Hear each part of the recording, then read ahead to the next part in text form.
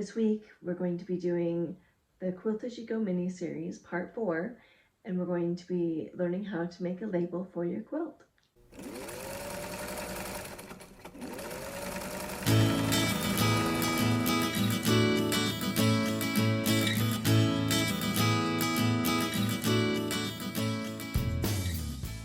So I finished sewing on all of the sides, and now I'm going to go ahead and cut the backing. So come along with me. We're going to cut 90 inches twice.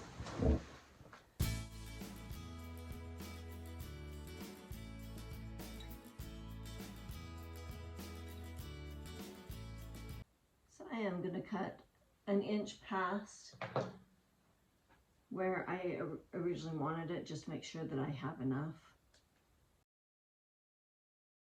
And to make it easier for the second time around, I'm just going to measure it against itself. So the width of my backing needs to be 1.5 times the width of the yard. So what I'm going to do to make this easy, I'm going to cut right on the line in the center.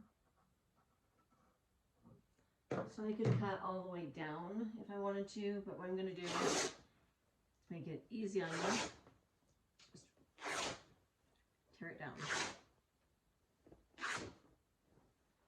Okay, now I can go put this one away, so I don't need this side. So the next thing I'm going to do is I'm going to pin it to the other part and sew it together with black thread.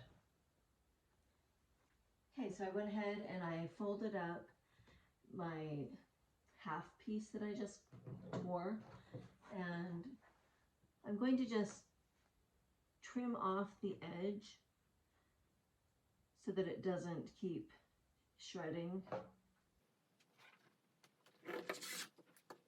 So now I'm just going to lay this out and start pinning it.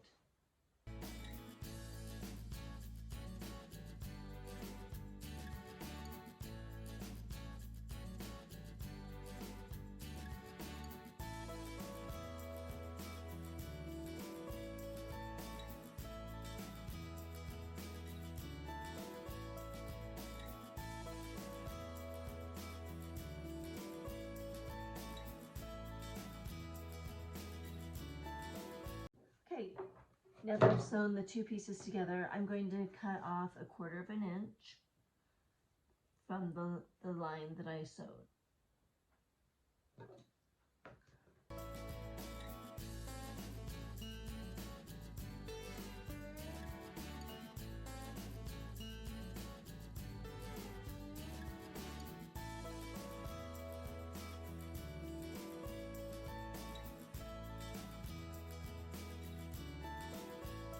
Now I'm going to go ahead and press the seam so that it will be flat.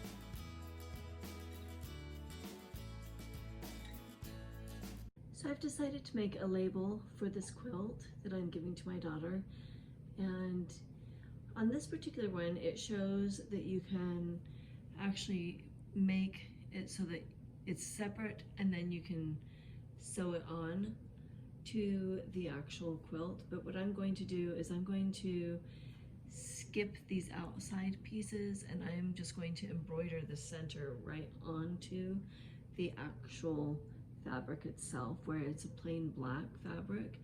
I think it will look lovely. I'm doing the same red that is in the front on the Christmas stars and the poinsettias, so my embroidery thread will match that thread. So that is what I'm going to do right now. So this is the fabric I'm going to use for the back of my quilt. And what I'm going to do right now is I'm preparing my fabric so that I can embroider my label on it. So I have my ruler right here, and I have it positioned to where I want my label. I want it just above, right here. So I am going to need some stabilizer. So I'm going to measure that out and cut it off.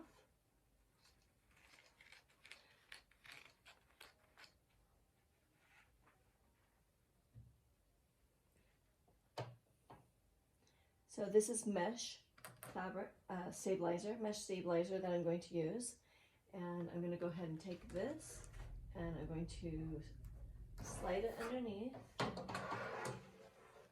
right about where I had that.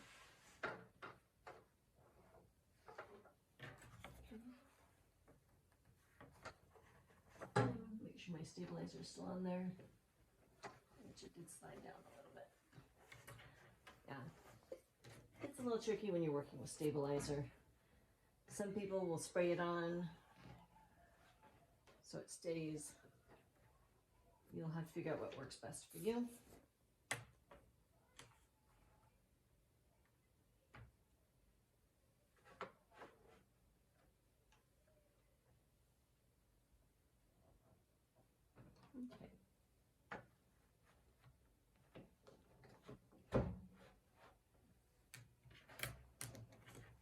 Okay. Check it again.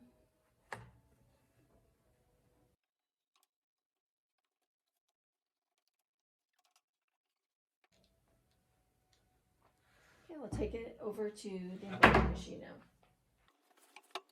Make sure it's a little bit tighter than it is. Okay, now that I have my fabric in, we'll look at it. And so this is the bottom of my quilt. And right now, the way it's facing, it's going to face going up towards the top of the quilt. And what I really want it to do is I want it to face the other direction. So I am going to reverse it and have it go upside down. So when it embroiders, it will be facing downward because this is going to be the bottom of my quilt. Okay, so we'll just go ahead and close that. So with this program, like I told you before, all of these things, I'm actually going to skip over them. And the way that you do that, we're going to get the sewing started.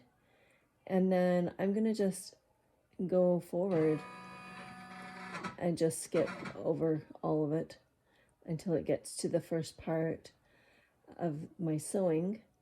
And then once it gets to here, so you see where it's going to do this, and then it's going to do the sides. So what I can do is I can edit.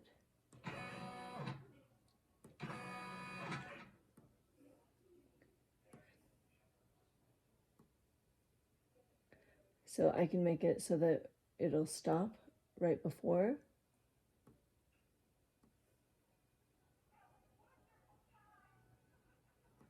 Because then I can stop it and then I can fast forward it to go right to where my next writing is, and I can skip all of those steps.